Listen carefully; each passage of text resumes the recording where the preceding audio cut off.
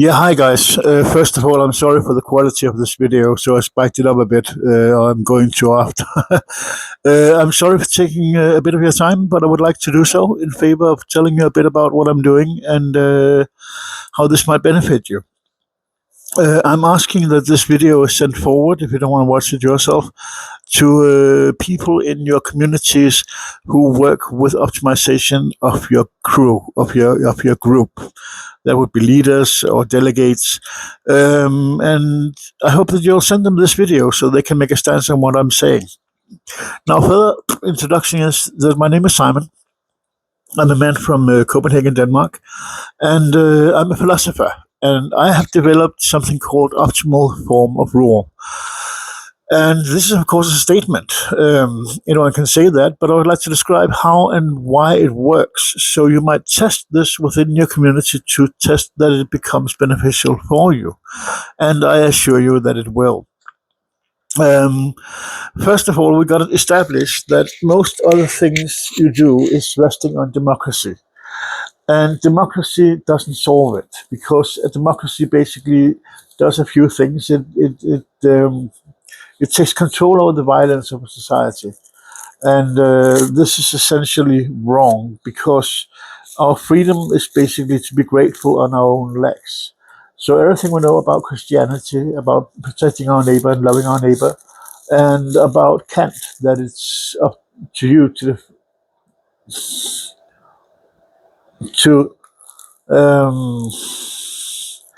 how the fuck to describe this.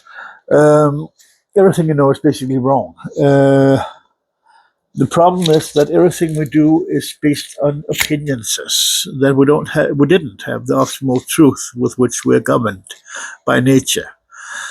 And briefly skimming into that, we live in a box of a universe, a square or circle or whatever the actual shape of the universe might be in the furthest extremes.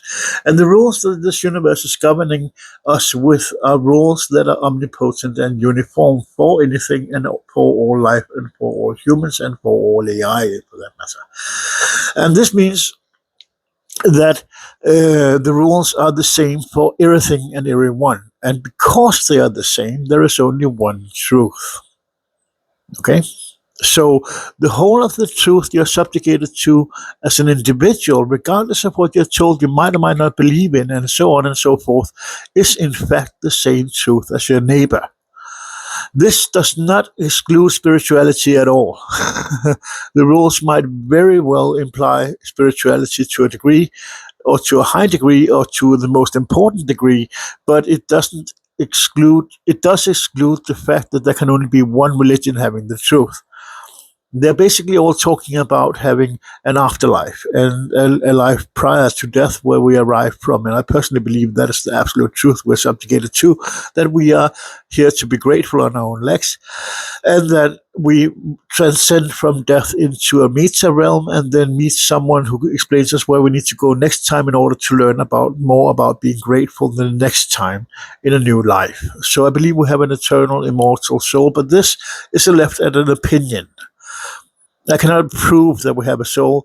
I can just say that I believe it because it makes sense under what I can prove. And this is the most important thing that we're going to go through before we get to the to the concept of how to govern a group. This group in brackets might be 5 people, or it might be several million. It will always work in this system. The point is that everything you do is a hunt. Everything you do is a myriad of agendas where you hunt for fulfillment. This means that you are right now hunting to express myself for you to understand, so you might be more grateful, which is my agenda, than the alternative, shutting up, that thereof. So basically, what I want for you is to be grateful through my knowledge. That would make me grateful because I love loving. That is whom I am. So basically, that is my agenda. That is my hunt. I hunt to express myself. Right now, you're sitting there wondering what is he talking about and hunting the clues that will make you add up what I'm talking about. You're hunting information. You're also hunting your coffee or your smoke, whomever is watching here. And you're hunting to be fulfilled. This applies to all your agendas. You're perpetually trying to be fulfilled throughout your day from anything from sleep, orgasm, jobs, dreams, food, blinking with your eyes, breathing, whatever you do, anything you do is a hunt that is spawned from your yearn. Yearning means to want something, if you're second in English.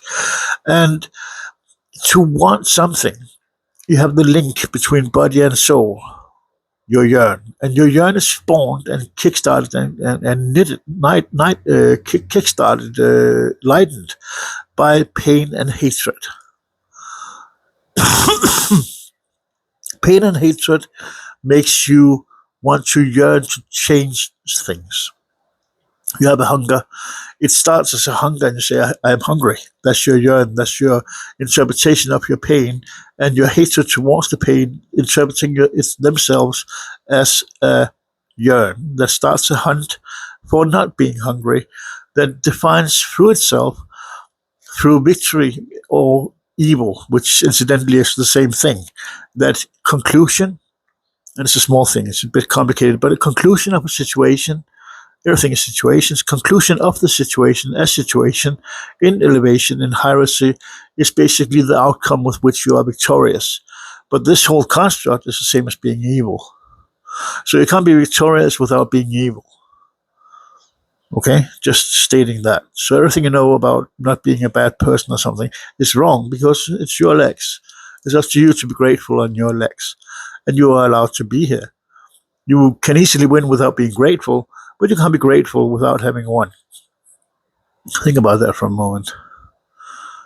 You can easily win without being grateful, but you can't be grateful without having won. And so it's Mora decides. She decides for you how you become fulfilled through your actions. This is interesting. This is an indirect proof of God. Okay, so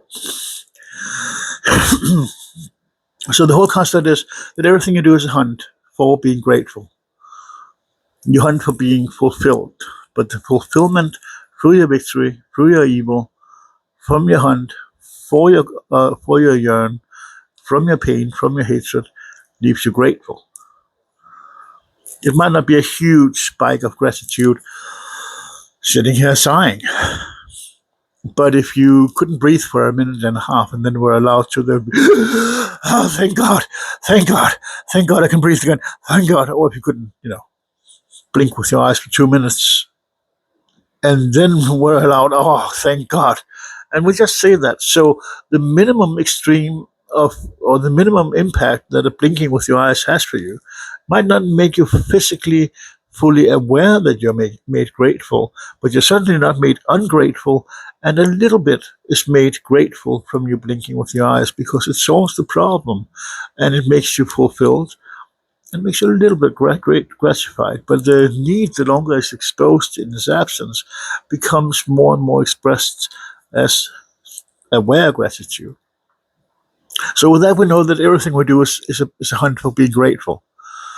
And that's all your agendas.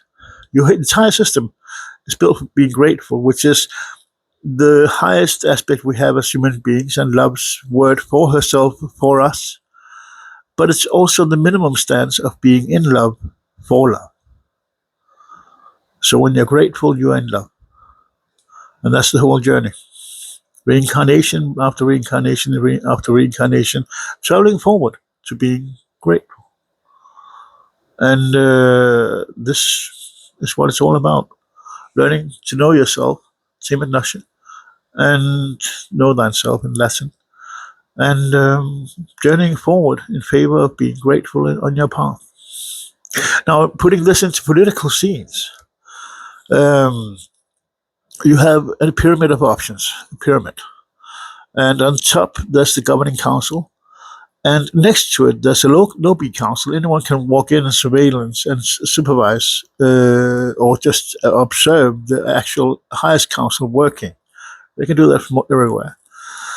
And then there's councils all the way down, and the more gratitude you're able to produce, the more you're voted up. And that's pretty much it. The way it works is that you say veto in favor of gratitude. veto and victory in favor of gratitude / the group / love. That's the cardinal functions. You have a topic. The topic is presented to the tables in relation to the situation they affect. It means that if you have a car shop that needs to be moved for a road that needs to be placed for producing more gratitude, the involved parties are everyone related. That's the situation. If you have a national situation, then everyone who needs to get heard on this, representatives of lower boards in the hierarchy of pyramids, are called in to be representing and be represented in the boards, where you say veto in favor of gratitude. Now, I could easily say that it would make me grateful to have a sex slave. And of course, I should have one because it would make me grateful.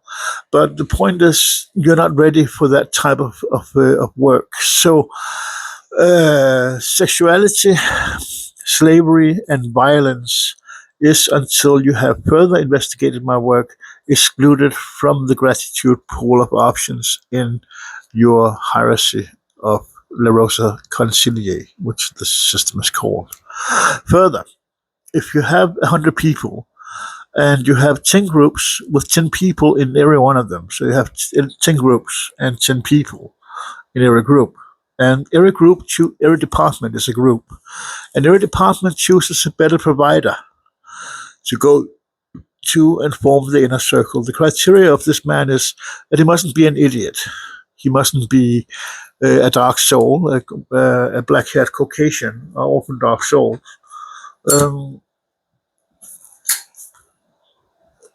He mustn't be a bitch, and he mustn't be vengeful. As well as for the council, there mustn't be idiocy, anything but the smartest solution. There can't be bitches in the councils. Women, homosexuals, idiots can't be in there. And there can't be vengeance. It was just today. You never look back. You just look forward and say, okay, someone slaughtered a whole hen house full of preteen prostitutes, and this made them very sad, the family. But that was just today. How do we create most gratitude with what there is? Okay, so every prison is annulled, and we just we take the bounces, the hits from nature, and make sure that we try to make as much gratitude, create as much gratitude as we can on our own legs. And that's pretty much it. So basically, this is how it has to run: a male-dominated world with slaves, with violence, and with pedophilia, for that matter. Now that we've jumped into it, and this is how it has to be from nature's side. But you're not ready for it. But the system will stand that you say veto in favor of gratitude. And once you try that, you'll realize quickly that everything you know is pretty much being sick.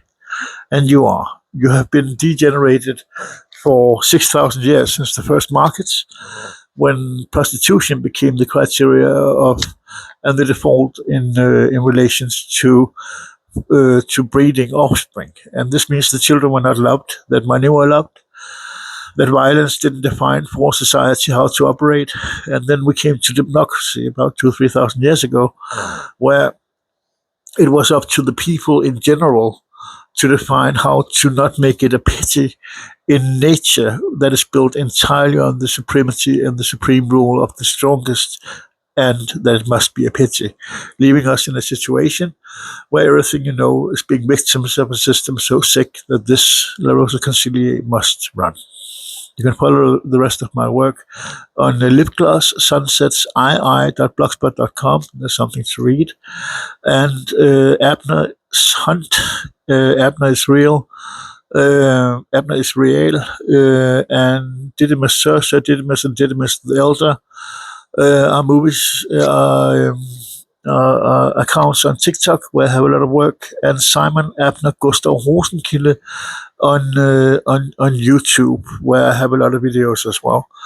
And I ask that you see them.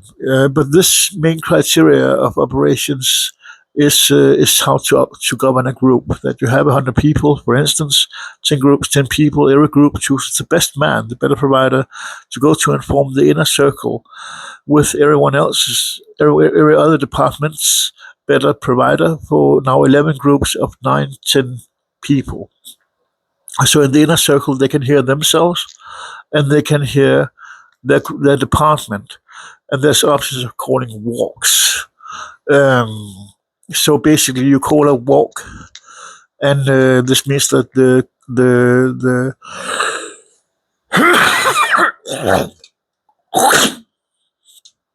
sorry, the departments are kept at home, or the council is holding for a walk, so departments can communicate between themselves. And these are the highlights. There are 100 laws written on lip gloss sunsets in the letter to, I can't remember. It's a long letter, and there's 100 laws written into that. I'm gonna add them if you request them. That's it. Thank you for watching. I hope you'll try this. Veto in favor of gratitude. Thank you.